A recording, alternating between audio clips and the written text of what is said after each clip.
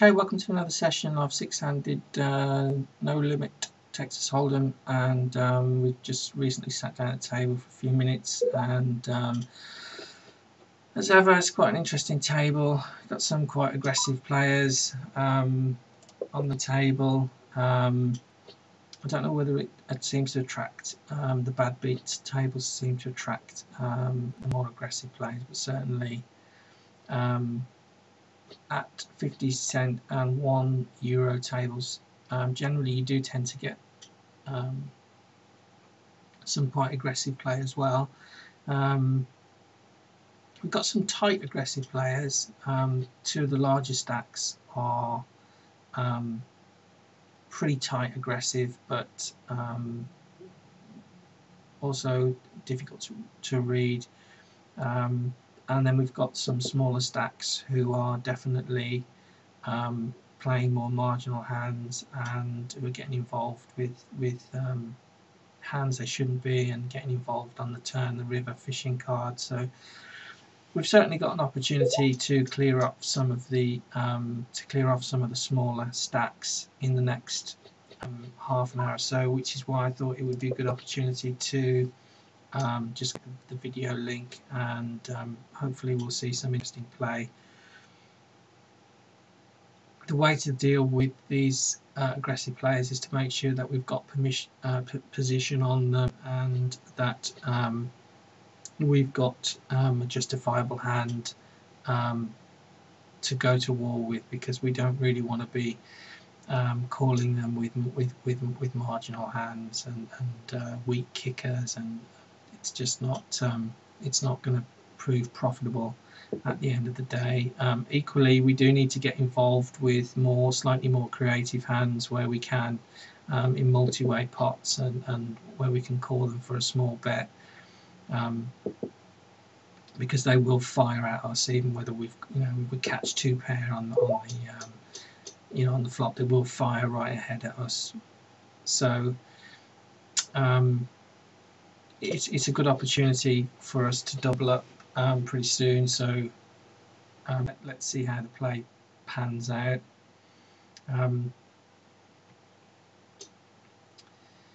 I've got an aggressive player sitting on this side of me, which is where I want him to be, and tighter player over here, again exactly where I want him to be.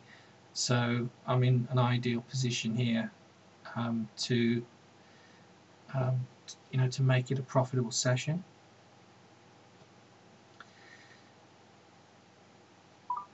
I am going to raise this guy here because he is a little bit tighter, and I don't think he'll get involved unless he's got a hand. So I can steal the blinds occasionally. It's not always going to work for me, but I can do. Obviously when I get a call, I'm getting a call with a hand that really difficult to assess what it might be, but I'm going to post a continuation bet if I'm the aggressor in any case, and then make a decision after that. I'm just going to make sure that the continuation bet is consistent with the size of bet that I would make in relation to the pot if I was in fact holding an ace there, and I wanted to protect my hand. Then obviously just make it consistent with that. These kind of small pairs can be lucrative on the table, because these weaker players won't give me the credit for having hit a set, and they'll still think that their ace king and their ace queen is good. So if I do get a chance to play smaller pairs, and if I'm on the button, or if I can call them for a small bet, then I will play them.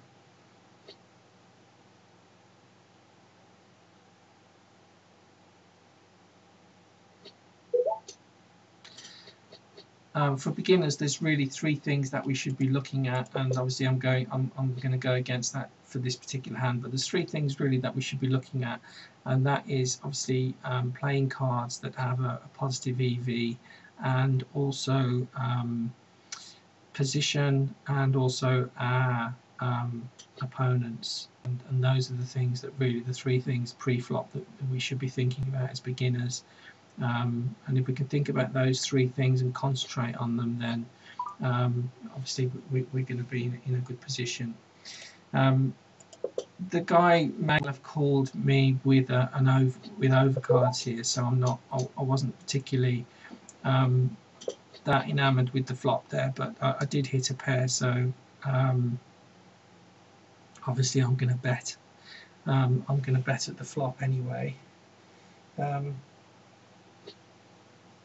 But generally speaking, we should be playing cards that have a positive EV. If you're not so strong at post-flop play, then I would recommend that you don't play some of the more creative cards that I might be playing here from time to time. Really, you should be looking at my poker site, which is www.mypokercoach.co.uk. mypokercoach.co.uk. Look at some of these sections on there, and you'll see a chart for positive EV cards relating to six-handed, no limit. And if you can kind of stick to those cards as a guide for the majority of your play, then it will produce rewards for you. And you're going to have to learn how to deal with obviously post flop play, but that's the kind of thing that perhaps you should consider either a coaching relationship or just get some. There's lots of books and materials out there that will help you. There's nothing that will help you more than experience and playing lots and lots of tables, so I would just suggest that you play at a level which it kind of suits your ability. So I wouldn't play at 50-cent and $1 tables to begin with. I would think about playing at 10 and 20-cent tables, and never stake more obviously than you can afford. And if you are a losing player, then take some advice. Take some coaching advice, because obviously it's going to pay off in the long run. Keep a chart of your progress. I mean, most sites and poker tracking sites might provide those statistics for you anyway. But if you haven't subscribed to any poker tracking sites, and you haven't got any software that keeps a track of your success and your hand histories, then simply do it yourself, because you sometimes can find that if you don't keep an accurate record, you'll misread your losses for the month, and it's not a good idea to be playing poker every month and making a loss, because over the year it will mount up. Now 7-6 suited from an early position is not a hand that the beginner should typically be playing. Doesn't have a positive EV. If you get raised, you've got to throw it away. I'm being a little bit creative on this table for a reason, because of some of the players around the table and the hand ranges that they're playing, and obviously I'm hoping to catch one of the big stacks out, and if I'm confident enough with my post flop play, then I can still make some rewards from these kind of hands. I'm going to make a bet at this because I think I am ahead, but I'm going to control the size of the bet that I make on the flop to make it look sensible, but not have him come over the top of me.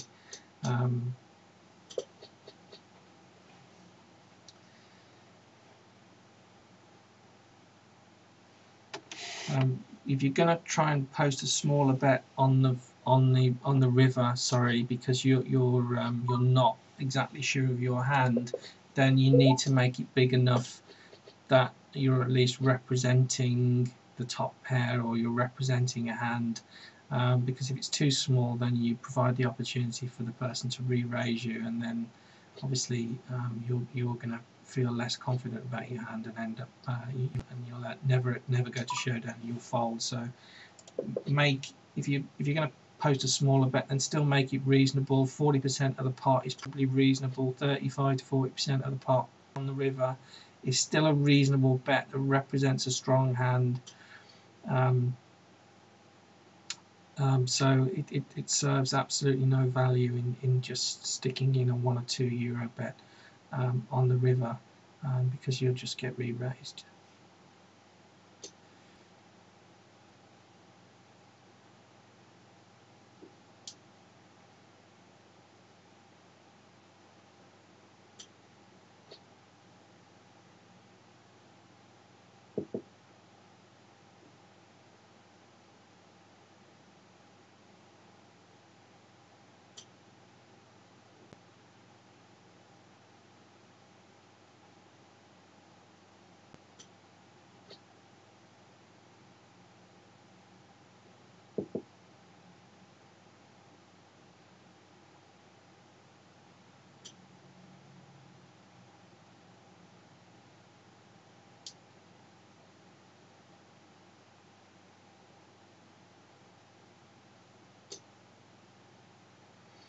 I was expecting a raise then, but I'm suspecting that Shark Crusher's got a full house, because he's a fairly tight player, and he knows what he's doing. So I was expecting the raise there, though I wasn't paying much attention. But if you have got good players around the table and they are making raises at you, they're doing it for a good reason. And if you fold when you get raised more often than not, then you will find that you'll make a profit. People give too much credit for people bluffing, but generally when they're raising for a good reason. Sometimes they're raising on the flop because they've got a drawing opportunity, and they've got an opportunity to improve, and you can obviously make that judgment as to what they're drawing at and whether they were likely to hit. But generally speaking, when people raise on the turn and the river, it's generally because they've got the best hand and they're protecting it. I'm playing a small pair and I'm missing again, but I'm going to place what I would call a blocking bet to try and control the size of the betting here on. Might not work with these better players. They might not have it, and in this case he hasn't had it, because obviously a smaller bet would have given me an opportunity to see another card and hopefully catch my 5. The pot size now is at such a level that it's almost pricing me into call, but the issue is if someone's already caught a higher set, or someone's on a flush draw, I could end up losing the hand anyway, so I'm better off just exiting the hand at this stage, and letting these guys play it out.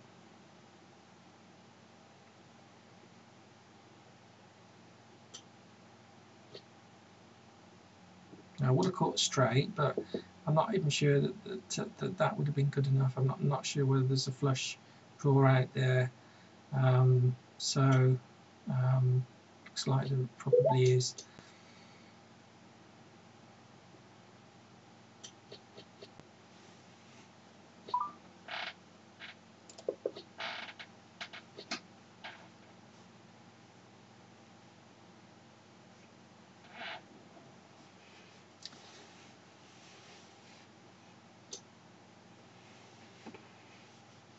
So it is quite important when you're playing small pairs to be prepared to let them go when the flop is not really an attractive one. There was 2 over cards. There was a flush draw.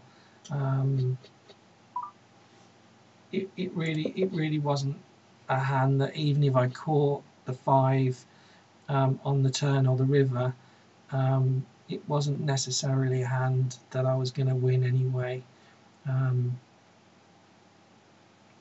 So you're much off if it's not an attractive flop, you're much better off just getting out and waiting for a better opportunity.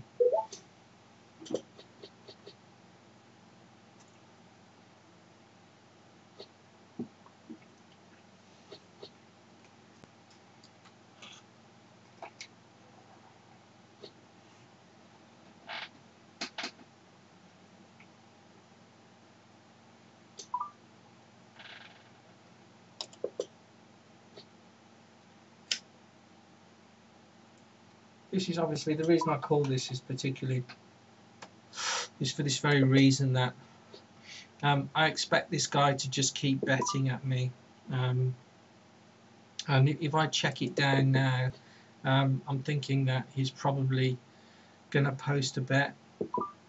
Surprised he's not, because his play has been aggressive. I guess the thing for me to do here now is try and look as though, I don't think he'll call it anyway, but if I try and look as though it's a bluff, there's a chance that he might call it, and that's an over bet, and he did call it.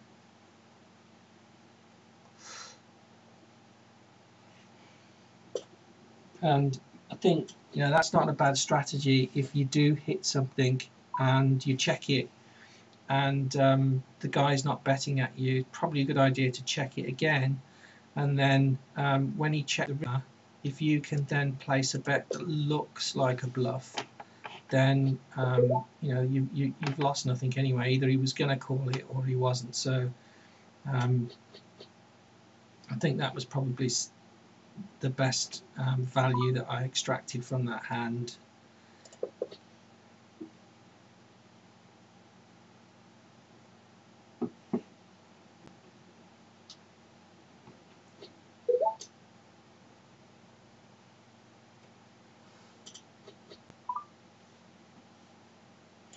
We're down to 4 players now, which the pace of the game is going to change and the card range is going to open up. So much prefer a full table, to be honest. But if the number of players does drop, then we have to change the pace and the card range has to open up slightly. Obviously, I'm hoping for a raise on the button now. I'll be surprised if I don't get a raise on the button. I'm going to flat call it, which is not something I would normally do, but again, because this guy is playing the way he's playing, then I'm hoping to trap him. So I'm going to place a bet to try and find out where I am, because obviously he could be playing King Queen. I mean, I could be behind.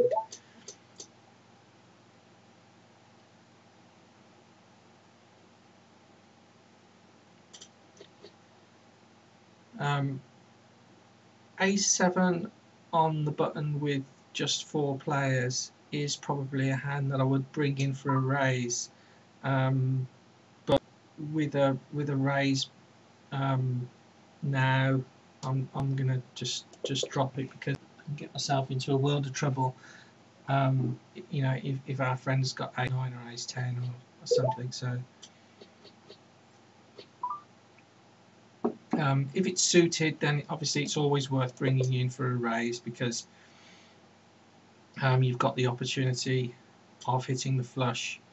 With an all-in from our friend here with Ace King or with Jack Jack or whatever he's got, means that it doesn't. There's no question now that it's a hand that you need to fold.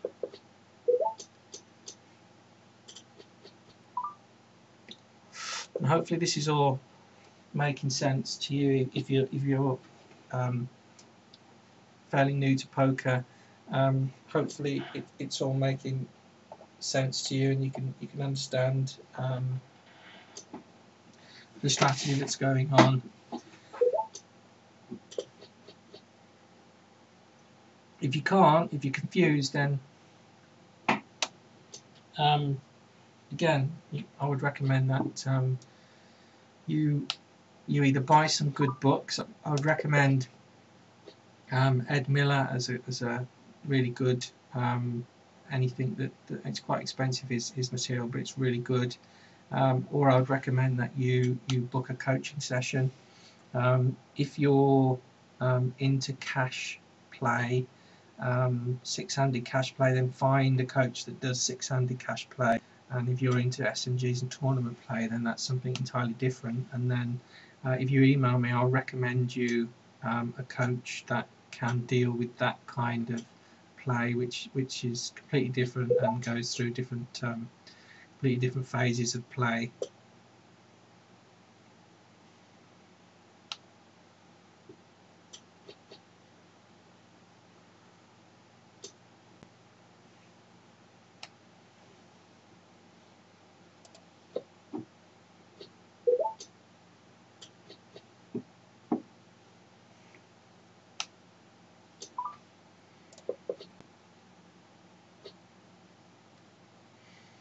So even though you're on the button here, you don't want to be playing, you know, even though we've got this guy that's raising, I mean, we don't really want to be playing hands like this on the button.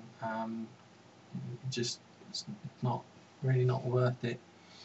The only possible way that we'll play that hand is to re-raise it right over the top and get our friend to fold, but with two players in the hand, I mean, just not a hand you'd play.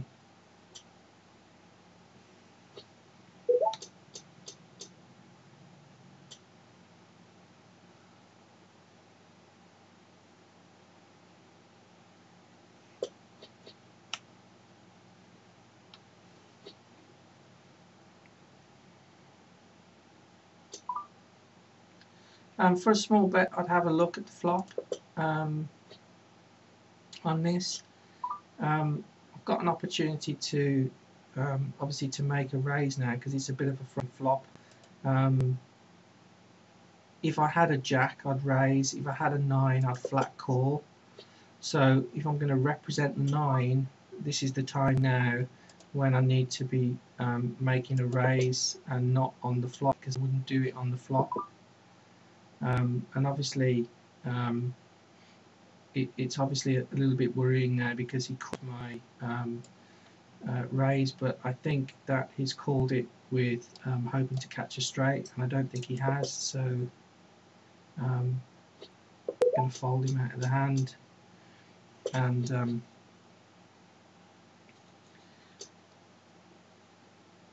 hopefully you understood that it's just about a story.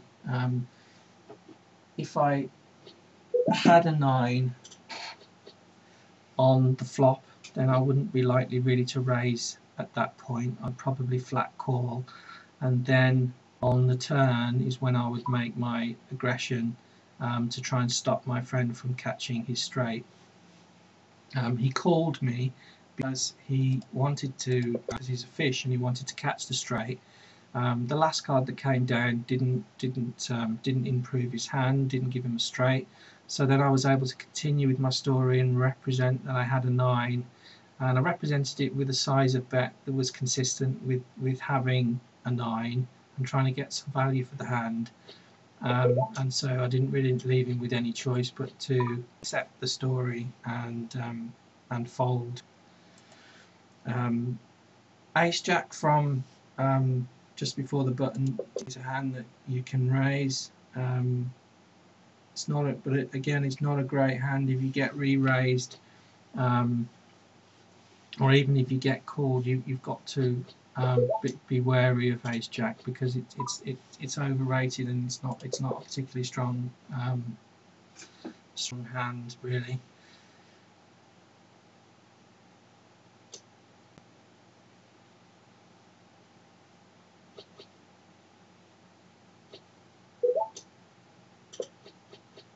We're going to bring the session to a close in about 10 minutes now, just because of the size of the video file. So we're just going to play a few more hands, and you know, hopefully you've seen enough to understand the kind of strategy that you need to be playing. We've seen a wide variety of hands. I'm going to play 9-10 suited. It's marginal whether it has a possible EV, but there's a new play on the table. I don't really know too much about his range of hands, but it's something that I can catch a hand to. and you know, that's an attractive flop for me. It's not amazing, but it's something that I want to check raise it for sure. So let's do that. And I'd much rather bring the pot down, because there's too many opportunities for higher draws and things out there. So I'd much rather bring it down than see it to its conclusion, to be honest. But if you can bring the pot down when there's a chance for your opponent to improve, it's much better than slow playing your hand and then somebody improves on the turn and river, and then all of a sudden your hand is second best. So if you can bring it down, bring it down early. Ace 9 on the button was a hand that you would raise in six-handed, but if somebody comes over the top of you, then you just have to accept that your hand's probably very weak, and unless you know the opponent well, then you would probably fold it. 2 and 7 is obviously the worst hand in poker because they don't connect in any way. The two lowest cards that don't connect, so we don't play that at all. Sometimes people showboat by raising it up and taking the pot down and then showing, but I mean, you know, you get those, but it doesn't have any value, so don't be tempted to play that under any circumstances.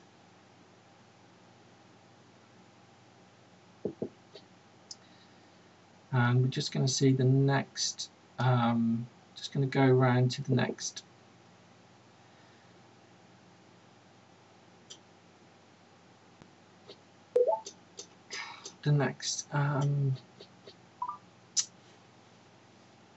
next big blind, and then